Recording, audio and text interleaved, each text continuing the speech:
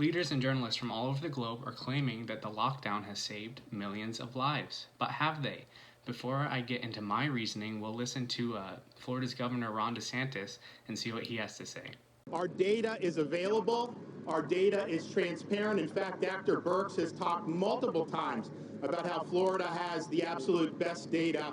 So any insinuation otherwise is just typical partisan narrative trying to be spun. And part of the reason is that because you got a lot of people in your profession who waxed poetically for weeks and weeks about how Florida was going to be just like New York. Wait 2 weeks, Florida's going to be next. Just like Italy, wait 2 weeks. Well, hell, we're 8 weeks away from that, and it hasn't happened. Not only do we have a lower death rate, well, we have way lower deaths generally, we have a lower death rate than the Acela Corridor, D.C., everyone up there.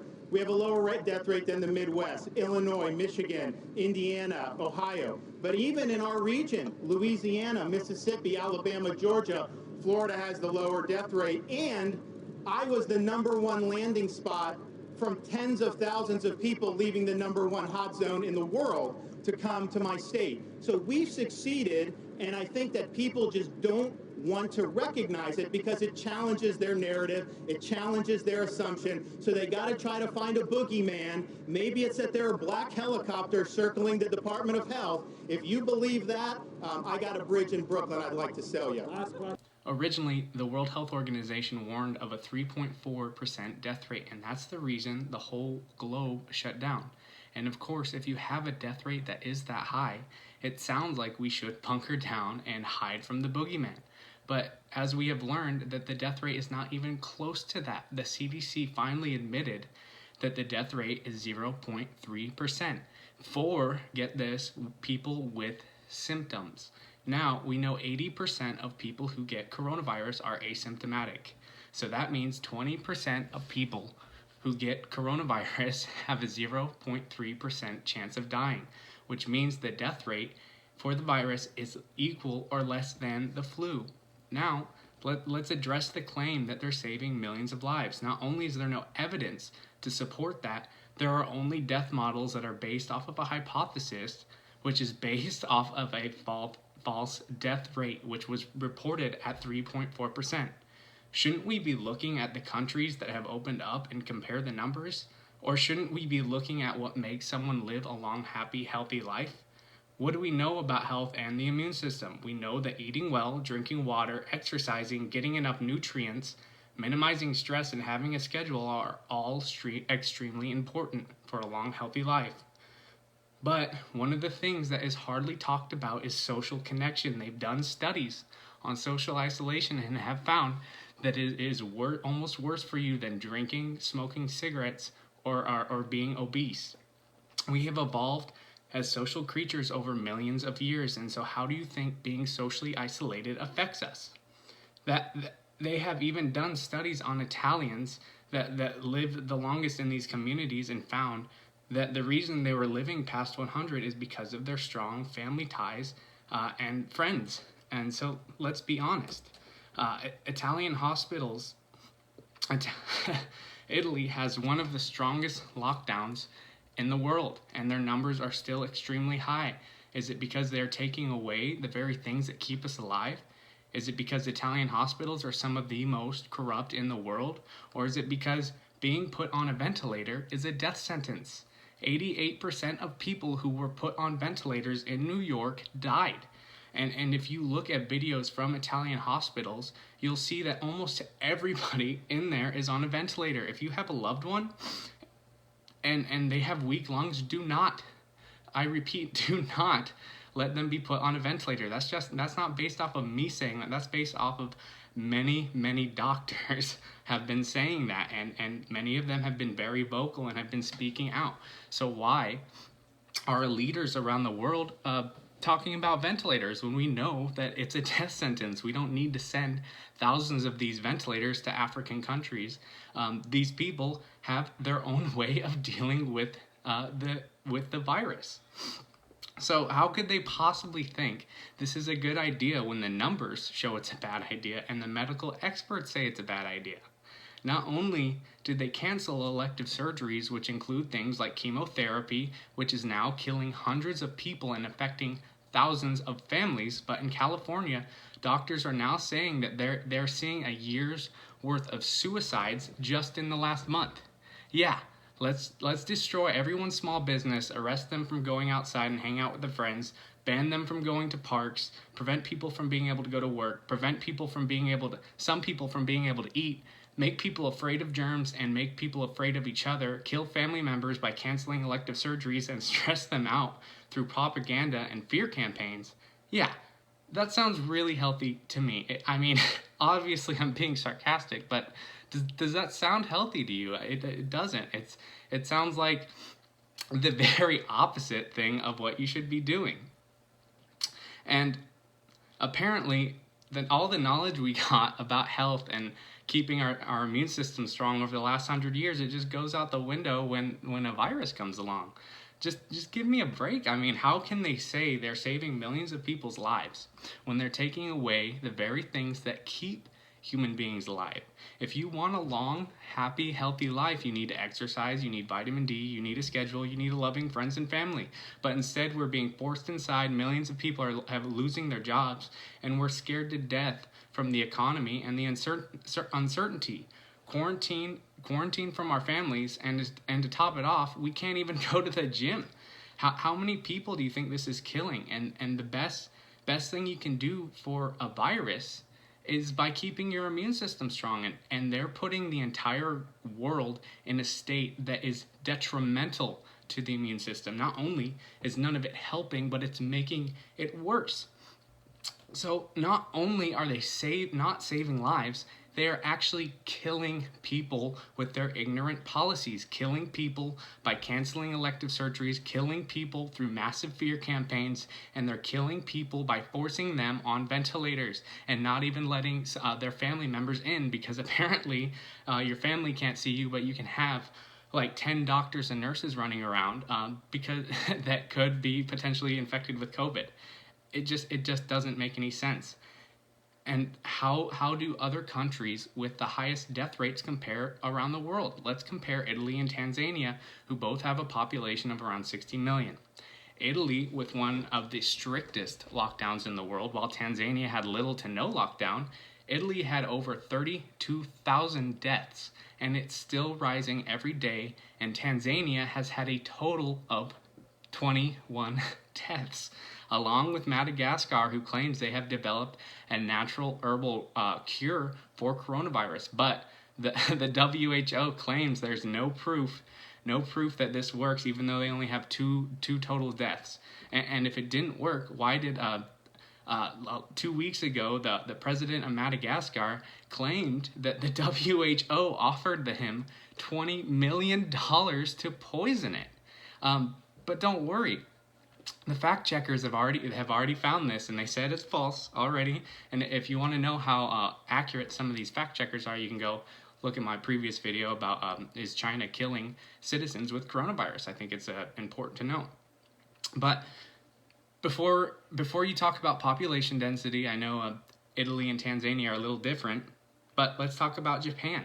Japan they had zero shutdown from the beginning. They have had 850 deaths, with a population 6 times greater than New York, with 120 million people. Their numbers are drastically lower, exponentially lower. They had zero lockdown, and Japan is just as dense as New York, if not more. They cram 120 million people onto this island. So what is going on in the countries that have an insanely high death rate? If you look at the United States, the only 2 places that are actually an epidemic is New York and New Jersey, both of which have had the strongest lockdown policies, versus Georgia and Florida, who have recently opened, and their numbers haven't spiked at all. It's the same, it's just flat, and it's actually going down a little bit. Not only does New Jersey have 10,000 deaths, while Georgia only has 1,800 deaths with a larger population, but New Jersey deaths are growing at double the rate. New York has the highest death rate out of anywhere in the country, but why is that?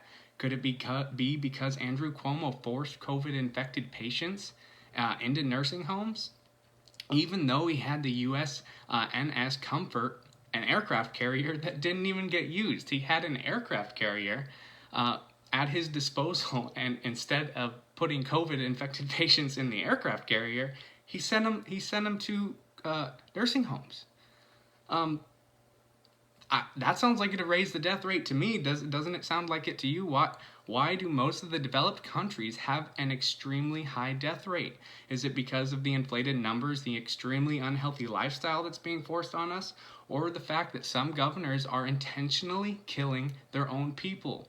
Your guess is as good as mine, but one interesting fact is that vitamin D is an antiviral hormone. It helps your body control viruses that get inside you. Now I can imagine people in Tanzania and Madagascar get way more vitamin D, way more sun. And as I said, social connection is extremely important, and I can imagine that they rely much heavier on their community bonds, like we did for thousands of years. And now in the modern world, we don't have to worry about it as much.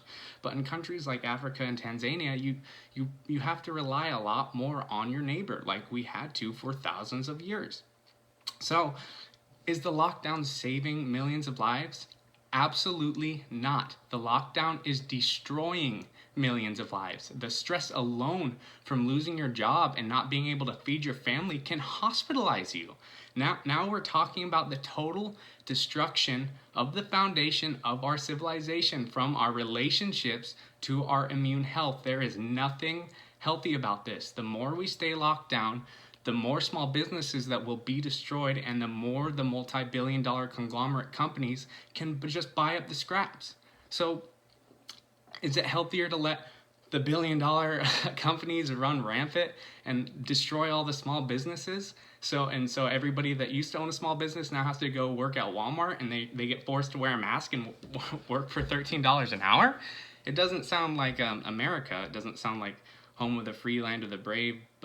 We care about small business, but the only epidemic is these government officials who are purposefully killing people and locking us in our homes. The only reason the death rate is so high at all, in my opinion, is because of government actions.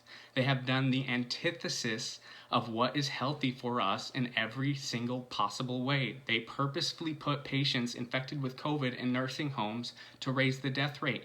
And they forced people on ventilators, and it killed them. It killed them, but they are still saying they're saving millions of lives. They're saving all these lives. How on earth have they? Show me the evidence. They have killed more people than they have saved. And now, because the death rate is higher, certain states like New York are putting in contact tracers to protect them. They're putting in these contact tracers after they purposefully raised the death rate to protect them. And it's bringing us further into the dystopian technological nightmare that I have been talking about in my last several videos. We don't need protection from the virus. We need protection from these disgusting individuals who are controlling our lives. We need solutions. We need solutions, because this is never going to stop until the people of this country stand up and say no. These government officials are still getting paid while the rest of us are losing our livelihoods. I'm not totally sure what we need to do, but we can't do nothing. We can't just sit back and watch this happen, because no matter how much we close our eyes and wish it's going to go away, it's never going to if we don't say something. And I'm starting a movement personally with a few friends and I, and we're gonna try and counteract this whole movement that's going on. And everybody ready to just sit inside and sit in their houses forever and cheer on the police for beating the crap out of people because they're not following social distancing orders. Because the only thing necessary for evil to triumph is when good men do nothing. And right now, many of our good men are just sitting in the background and they're watching it. They're watching it all happen and just waiting for it to go away. And that's not how the world works. And I don't want to scare anybody, but we need to act. We need to act, because the only actors in this play are hell-bent on destroying it and destroying us. We need to act because the future of this planet depends on it.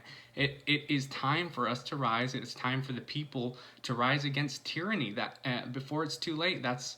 That it was written in the Constitution. We have that right to stand up to these disgusting people, and I can't imagine that the founding fathers would ever think that something like this would be possible. The amount of technology we have and the amount of manipulation that goes on in this world is insane. If we don't do something about this, the next generation, they will have little to no chance. The amount of power that's being consumed right now is larger than anything in history. This is the largest transfer of power and wealth in history, and the more it keeps going and rolling, the harder it's going to be to stop that boulder. So it is up to us. It's up to our generation. But stay positive, everyone. There's so much. It seems hard, but we need to stay positive, and we need to have a clear head if we're ever going to develop a plan that's going to spark real change. But have a wonderful rest of your day. If you'd like to get involved with the movement, I'm starting to spread awareness to protect our Constitution, medical freedoms, and way of life. Reach out to me on my Twitter, Instagram, comment below. I'll get back to you, but stay strong, everyone. We are going to need you. So, bye. Have a good one.